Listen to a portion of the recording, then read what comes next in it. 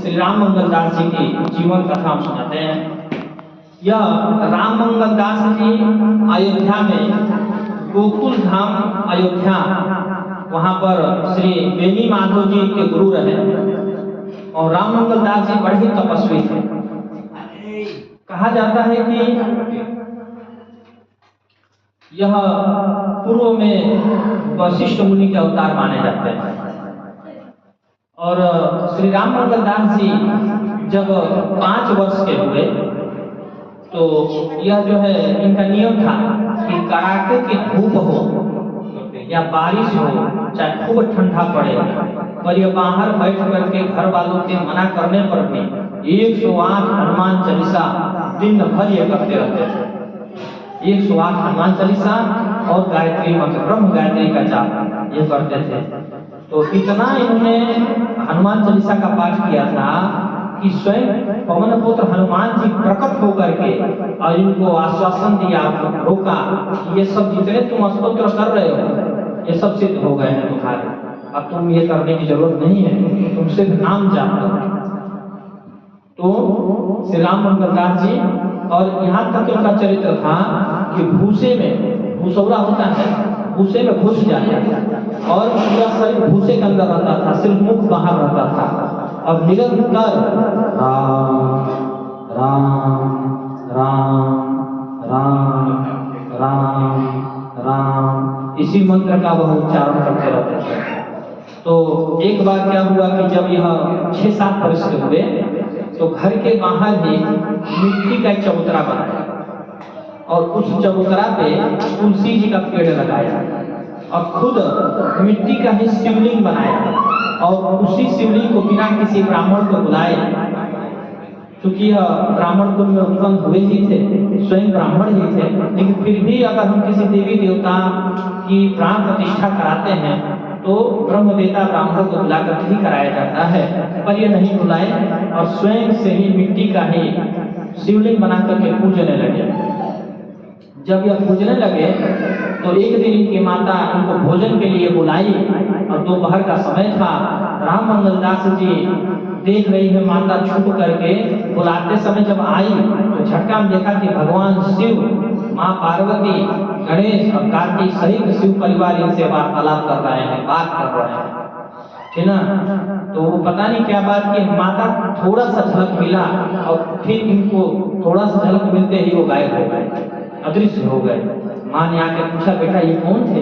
बोले माँ देखो किसी से ना कहना, ये भगवान शिव और माँ गौरी उनका परिवार था, मत बताना किसी से, वरना लोग मेरे पीछे पड़ जाएंगे, मुझसे मांगने लगेंगे, मुझसे शिकायतें करेंगे, मुझसे कुछ कहेंगे, अपना दुख प्रकट करेंगे और मैं इन्हीं के दुख की तकलीफ को निपटाते निपटाते मैं परेशान हो जाऊंगा। माँ यह बात किसी को मत कहना। तो माँ ने बोला, बेटा मैं यह बात किसी से नहीं कहूंगी, निश्चिंत रहो, ठीक ना। तो जब यह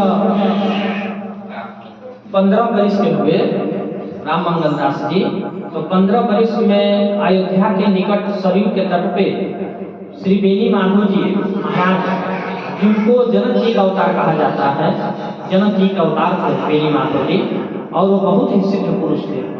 उनके पास जब यह दीक्षा लेने गए, अच्छा देखिए दीक्षा में बड़ा ही बल होता है, बड़ी ताकत होती है। अगर आप किसी गुरु से दीक्षा नहीं लिए हैं और कोई भी शुभ कर्म कर रहे हैं, नाम जाप कर रहे हैं, दान कर रहे हैं, उपदान कर रहे हैं, व्रत कर रहे हैं, तीर्थ कर रहे हैं, सेवा कर रहे हैं, भोजन करा रहे हैं, तो उस फल का पुण्य तो मिलेगा, पर परमार्थ का काम नहीं हो पाएगा। जैसे क्या बोलते हैं कि डिग्री लेने पर ही कोई भी कंपनी काम देती है, उसी प्रकार गुरु दीक्षा एक डिग्री है। गुरु दीक्षा लिए बगैर किसी भी पुण्य कर्म का आपका पूरा फल नहीं मिल सकता है। मिलता तो है, पुण्य मिलेगा ऐसा नहीं है, लेकिन पूरा पुण्य नहीं मिलेगा। जैसे बिना विवाह किए आप किसी भी यज्ञ कर्म को करिए तो वह यज्ञ कर्म अधूरा माना जाएगा, क्योंकि बिना पत्नी का यज्ञ कर्म पूरा नहीं माना जाता है। उसी प्रकार बिना दीक्षा लिए किसी भी व्रत उपदान इत्यादि जो भी आप करते हैं उसका पूरा फल नहीं मिलता है। और जिस दिन जीव जब सदगुरु बनाने चलता है, गुरु दीक्षा लेने चलता है, उसी दिन समझ जाना चाहिए कि उस जीव का पुनर्जन्म हो रहा है। एक बार तो माँ के गर्भ से निकलता है तो संसार में आता है, संसार को देखता है, संसार के बारे में सोचता है, माँ बाप भाई बहन के बारे में सोचता है, धन कैसे कमाए सोचता है। लेकिन जब जीव गुरु बनाने चलता है तो उसका पुनर्जन्म होता है। कैसे? वह आध्यात्म के मार्ग में जब घुसता है तो श्री हरि के चरणों में उसकी प्रीति होती है और श्री हरि की अनुग्रह और अनुकंपा से, कृपा से उस जीव का इस प्रपंच और माया भरी दुनिया से उसका उद्धार होता है ना। तो जब यह गुरु बनाने चले राम मंगल दास जी, तो जैसे गुरु बनाने गए तो उनके भाई जो थे, चचेरे भाई, कोई काम आ गया तो इनके पिताजी जो श्री राम मंगल दास जी के टीका जी महाराज जी के पिता थे, शारीरिक पिता, तो उन्होंने बोला कि जाओ उन्हें बुला करके लेके आओ। बोले पिताजी आप, चाचा जी आप यहीं रुकिए, हम बुला के लेके आते हैं। वह गए और सरयू तट पर अयोध्या के निकट बेनी माधव जी महाराज परम पूज्य संत जी विराजमान थे। तो वहां पर जाकर के यह बोले कि भैया पिता चाचा जी आपको बुलाए हैं और कोई बहुत ही आवश्यक कार्य है। तो बोले कि देखो हमारी दीक्षा नहीं हुई है, जरा तुम रुक जाओ, हमारी दीक्षा हो जाए तो चलना।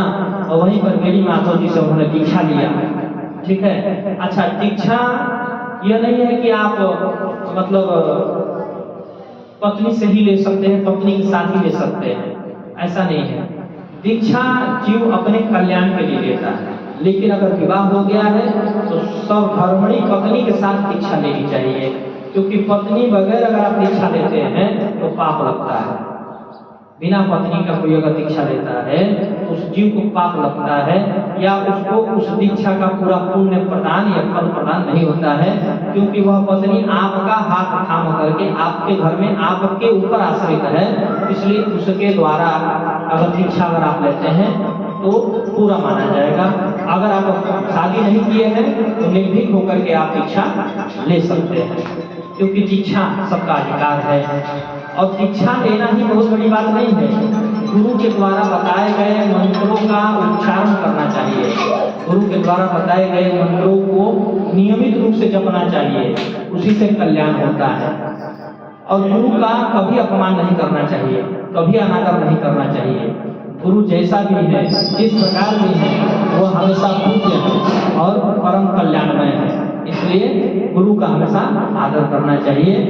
जब यह श्री राम मंगल दास जी भाई से बोले कि भाई हम दीक्षा ले लें, चलते हैं। बेनी माधव जी से उन्होंने दीक्षा लिया। भाई को भी विचार आ गया कि हम भी दीक्षा ले लें, तो वो भी जो है दीक्षा लिया और वहां से दीक्षा लेकर के वह घर गए, है ना। जब ये दीक्षा ले लिए और एक दिन ध्यान में बैठे थे अपने श्री राम मंगल दास जी, तो भगवान की उन्होंने उसके पहले भगवान की बहुत उन्होंने तपस्या अर्चना की थी, भगवान की बहुत अर्चना सेवा की थी। इसलिए उन्होंने भगवान हनुमान जी की विशेष कृपा पर बनी थी, विशेष कृपा बनी थी हनुमान जी की।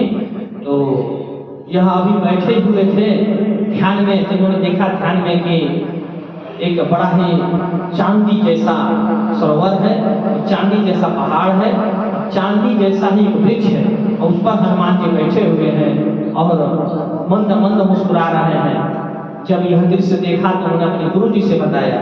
तो गुरु जी बोले कि देखो, जो यह पढ़े हनुमान चालीसा वो ये सिद्धि साखी गौरीसा, तुलसीदास सदा हरि चेरा कीजय नाथ हृदय महरेरा। जो यह पढ़े, जो कोई भी पूर्ण निष्ठा और भाव से हनुमान चालीसा को पढ़ता है, चाहे वह नर हो या नारी हो, निश्चित समझिए कि हनुमान जी की अगर उस पर कृपा हो गई तो संसार सागर से उसको पार होने में देर नहीं लगेगा। इसलिए आप जो है हनुमान चालीसा को नियमित रूप से पढ़िए। यह नहीं लिखा गया है कि नारी नहीं पढ़ सकती है, नारी बिल्कुल पढ़ सकती है, पर इसके लिए आपको पवित्रता का ध्यान रखते हुए पवित्र मन से, अगर नहीं पढ़ पाते हैं तो म्यूजिक इत्यादि जैसे यूट्यूब पर लगा करके और उस हनुमान चालीसा को सुनिए। सुनने से भी उतना ही फल मिलता है जितना पढ़ने से मिलता है। और हनुमान चालीसा को पूरा सुनिए, आधा अधूरा नहीं, और सुनिए तो भाव से सुनिए। ऐसा सुनने से क्या होता है कि नियमित अगर आप हनुमान चालीसा सुनते हैं तो हनुमान जी की पूर्ण कृपा आप पर बनी पड़ती है, हनुमान जी कृपा आप पर करते हैं और निश्चित आपका कल्याण हो जाएगा, ठीक ना। अब यहाँ पर हनुमान चालीसा जब हम पढ़ते हैं तो इसके साक्षी कौन है, ठीक ना। इसके साक्षी स्वयं गौरी यानी गौरी के पति भगवान शिव है, ठीक ना। जो यह पढ़े हनुमान चालीसा वही सिद्धि साखी गौरीसा। साक्षी, साक्षी मतलब साक्षी कौन है, गौरीसा, गौरी के पति भगवान शिव इसके साक्षी हैं।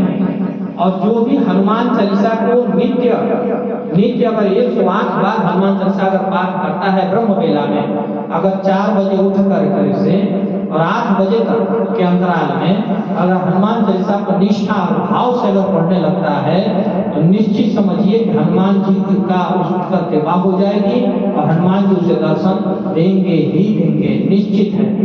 और ये हम नहीं बोल रहे हैं, यहाँ बैठे हुए स्वयं परात्पर परब्रह्म श्री कृष्ण बोल रहे हैं और बुलवा रहे हैं, ठीक ना।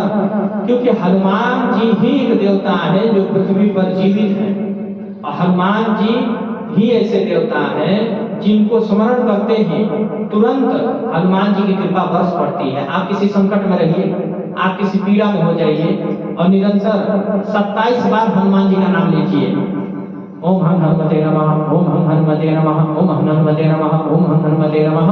इस प्रकार से अगर हनुमान जी की अगर आप निरंतर अगर आप नाम जपते हैं तो निश्चित समझिए कि वो पीड़ा दूर हो जाएगी, वो संकट दूर हो जाएगा, वो समस्या दूर हो जाएगी। इसलिए हनुमान जी ही ऐसे देवता है कि तुरंत आवाहन करने पर आपके समक्ष आके खड़े हो जाते हैं। बाकी देवी देवता पवित्रता का ध्यान रखते हैं, लेकिन हनुमान जी ये सब ध्यान नहीं करते हैं। जैसे हमारे भगवान श्री कृष्ण का अगर आपने नाम लिया तो तुरंत भगवान श्री कृष्ण उपस्थित हो जाते हैं। उसी प्रकार से देखिए 5 ऐसे देवता हैं जो आपके स्मरण मात्र से आपके सामने प्रकट हो जाते हैं, आपको दिखाई नहीं पड़ते हैं, इन चक्षु से नहीं दिखाई पड़ेंगे। कौन से हैं? माँ काली, हनुमान जी, श्री कृष्ण, उन्हीं के स्वरूप काली जी के ही स्वरूप दुर्गा जी, भगवान शिव और भगवान गणेश। ये 5 देवता ऐसे हैं कि नाम लेते ही तत्क्षण आप पर कृपा करते हैं और आपका कल्याण हो जाता है। बाकी देवी देवता का मंत्र पढ़िए, उनका अनुष्ठान करिए तो आप पर कृपा करेंगे। लेकिन ये 5 देवता ऐसे हैं कि आप अगर बस नाम ले लीजिए तुरंत आपका कल्याण हो जाएगा, ठीक है।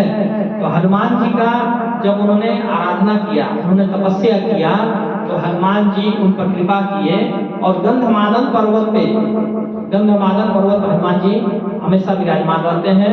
और माता जानकी और भगवान श्री राम सहित पूरा परिवार दरबार वहां पर रहता है, हनुमान जी की सेवा करते हैं गंधमादन पर्वत पे। आज भी हनुमान जी का जगह 5 स्थान बताया गया है पृथ्वी पर। पहला गंधमादन है, दूसरा जो है हनुमानगढ़ी है, तीसरा संकट मोचन हनुमान मंदिर है, चौथा जो है उज्जैन में एक मंदिर है वहां पर, और 5वां जो है कैंची धाम, 5वां कैंची धाम, वहां पर हनुमान जी साक्षात रूप से विराजमान होते हैं। इन 5 जगहों पर हनुमान जी साक्षात विराजमान है।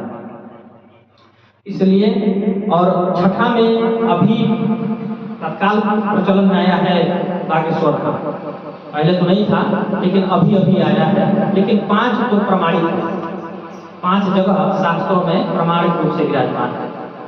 तो हनुमान जी की आराधना वो किए, और हनुमान जी की जब ऐसी कृपा हुई तो उनका सहसा नेत्र खुला श्री राममंगल दास जी का, और वह बेणी माधव अपने गुरु जी के पास गए और जाकर के उनसे पूछा कि गुरु जी ऐसा हमको ध्यान में दिखाई पड़ा। तो बेणी माधव जी ने कहा, ये वत्स सुन, जब तू हनुमान चालीसा पढ़ा बचपन में, हनुमान जी की कृपा हो गई, उसी समय से सिद्ध महात्मा तेरे ऊपर आशीर्वाद देने के लिए, तेरे पर कृपा करने के लिए वो बार बार आते रहे। और हनुमान जी जो बहुत पहुंचे हुए संत हैं, जिनका ध्यान उच्च शिखर पर पहुंच गया है, ऐसे भक्तों को ही गंधमादन पर्वत का दर्शन होता है, हनुमान जी का दर्शन होता है, और हनुमान जी के स्वरूप में सीताराम जी का दर्शन होता है। तुम बहुत उच्च स्तर पर पहुंच गए हो। ठीक है। तो इसलिए हनुमान चालीसा आप अगर नहीं पढ़ सकते हैं तो सुनिए, अगर नहीं सुन सकते हैं तो